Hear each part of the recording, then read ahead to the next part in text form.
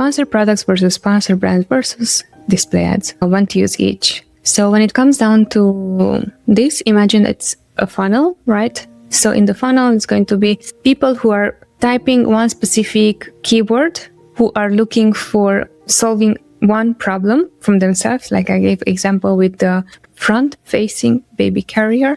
In that case, that is my problem. I am going to serve sponsored product ads, because once that someone is going to type that in, the information is going to load and the product is going to show up. That is a clear sign for someone they wants to buy right away. Now, when it comes down to sponsored brands and sponsored display, you can use this also right away when you're going to start ads. However, what we notice on our end, some of them, for example, the video ad in sponsored brand video ads might have a better conversion than sponsored product. However, what we noticed is that the conversion is not going to have the same strength as it's going to have with sponsored products. When it comes down to strength, simply just ranking efficiency. However, when it comes down to click-through rate, it will have a higher click-through rate.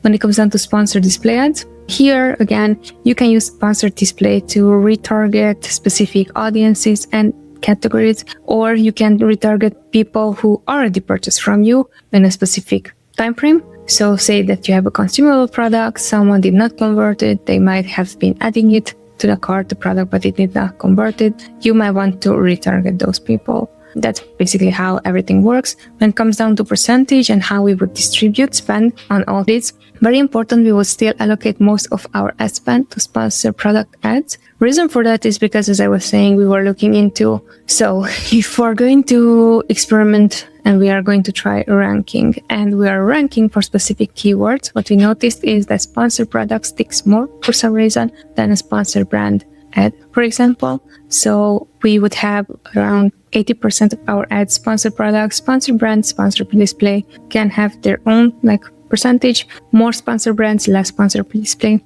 There's not a rule of how much should we allocate. What we for sure know is that whenever we, for example, there was a brand at the beginning, sponsored product was too expensive, they started sponsored brand video ads, and then what happened is that sponsored brand video ads, they picked up and they made lots of sales, and it was like broad match and it picked up a lot of sales. However, that brand had a hard time ranking for sponsored products, because when someone clicked on the exact keyword in a sponsored product ad, they would have not converted. They converted just because there was a video ad, and the video ad was distinctive and it attracted clicks and then purchases.